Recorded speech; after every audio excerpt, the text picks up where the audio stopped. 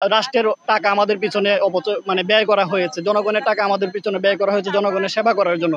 কিন্তু যখন আমরা জনগণের সেবা করার জন্য হচ্ছে যে বের হবো বা বের হয়েছে জনগণের সেবা করব, তখন আমাদের হাতে ধরিয়ে দেওয়া হয়েছে অব্যাহতিপত্র। রাষ্ট্রের অর্থ ব্যয় হয়েছে, সাথে আমাদের একটা বছর আমাদের জীবন থেকে চলে গেছে। শুধু একটা বছর না, এই ট্রেনিংটা আমাদের যে ১ বছরের ট্রেনিং এর জন্য মনোনীত হওয়ার আগে প্রসেসিং করতে আরো একটা বছর। টোটাল ২টা বছর আমাদের জীবন থেকে চলে গিয়েছে। আমরা হচ্ছে যে আন্দোলন হচ্ছে যে ৩ দিন যাবত, আমাদের আজকে ৩য় দিন, কর্মসূচি ৩য় দিন। এর আগে আমরা ২ দিন আমরা হচ্ছে যে আমাদের কর্মসূচি পালন করেছি গত ৫ এবং ৬ জানুয়ারি। এবং ৬ জানুয়ারি হচ্ছে যে আমাদের স্বরাষ্ট্র মন্ত্রণালয়ের হচ্ছে যে জননিরাপত্তা বিভাগের সচিব স্যার আমাদেরকে বলছিলেন যে হচ্ছে যে ১২ তারিখের মধ্যে আমাদেরকে একটা সিদ্ধান্ত জানাবেন, যে আমাদের ব্যাপারে একটা পজিটিভ সিদ্ধান্ত উনি যত দ্রুত সম্ভব ঊর্ধ্বতন কর্তৃপক্ষের সাথে কথা বলে জানাবেন। কিন্তু ১২ তারিখ পার হয়ে গেলে আমরা কোনো রকম আশানুরূপ সিদ্ধান্ত আমরা জানতে পারি নাই।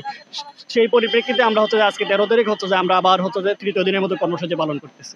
আপনি অনেক সুন্দর খুব সুন্দর একটা প্রশ্ন করেছেন যে আসলে আমরা জনগণের টাকায় হচ্ছে যে আমরা ওখানে ট্রেনিং করেছি, এবং পুরো একটা বছর হচ্ছে যে আমরা বিনা বেতনে জনগণের টাকায় ট্রেনিং করেছি। আমাদের হচ্ছে যে আমাদের এই ট্রেনিংকালীন সময় আমাদেরকে কোনো বেতন বা হচ্ছে যে বেতন ভাতা দেওয়া হয়নি। পুরোটা বিনামূল্যে আমরা ট্রেনিং করেছি, যেখানে রাষ্ট্রের টাকা আমাদের পিছনে ব্যয় করা হয়েছে। জনগণের টাকা আমাদের পিছনে ব্যয় করা হয়েছে জনগণের সেবা করার জন্য।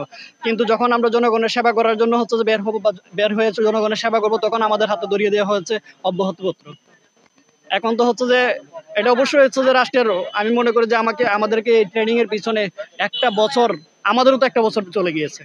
রাষ্ট্রের অর্থ ব্যয় হয়েছে, সাথে আমাদের একটা বছর আমাদের জীবন থেকে চলে গেছে। শুধু একটা বছর না, এই ট্রেনিংটা আমাদের যে ১ বছরের ট্রেনিং এর জন্য মনোনীত হওয়ার আগে প্রসেসিং করতে আরো একটা বছর। টোটাল ২টা বছর আমাদের জীবন থেকে চলে গিয়েছে।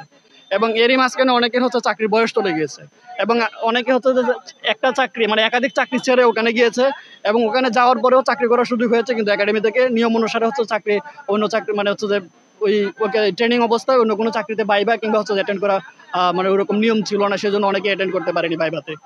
যেমন আমি ব্যক্তিগতভাবে হচ্ছে যে আমি একটা সরকারি চাকরি ছেড়ে হচ্ছে যে পুলিশে গিয়েছিলাম হচ্ছে যে দেশ সেবার ইচ্ছা নিয়ে বা ম্যান্ডেট নিয়ে, কিন্তু আসলে শেষ মুহূর্তে তুচ্ছ একটা কারণ থেকে আমাদেরকে একাডেমি থেকে হচ্ছে অব্যাহতিপত্র দিয়ে বের হয়ে দেওয়া হয়। আমি আগে প্রাইমারিতে কর্মরত ছিলাম। হ্যাঁ, ওইটা রিজাইন দিয়ে আমরা ওই চাকরিতে যেতে হয়েছে। আসলে আমাদের তো কোনো রাজনৈতিক কারণে হচ্ছে যে বাদ দেওয়া হয়নি। আমাদের যে অব্যাহতিপত্র সেখানে স্পষ্ট উল্লেখ আছে যে আমাদের শৃঙ্খলা ভঙ্গের কারণে হচ্ছে যে বাদ দেওয়া হচ্ছে, এবং আপনারা ইতিমধ্যে জানবেন যে মাননীয় স্বরাষ্ট্র উপদেষ্টা মহোদয় উনি হচ্ছে যে একাধিক সাক্ষাৎকারে বলেছেন যে আমাদের পিছনে রাজনৈতিক কোনো হচ্ছে যে কারণ নেই, আমাদেরকে মূলত হচ্ছে শৃঙ্খলা ভঙ্গের কারণে বাদ দেওয়া হচ্ছে। কিন্তু একাডেমিক রুলস রেগুলেশন অনুসারে যে আমাদের যে কারণ থেকে বাদ দেওয়া হয়েছে, এই জন্য হচ্ছে চাকরি থেকে অব্যাহতি দেওয়ার মতো কোনো কারণ ওইটা ছিল না।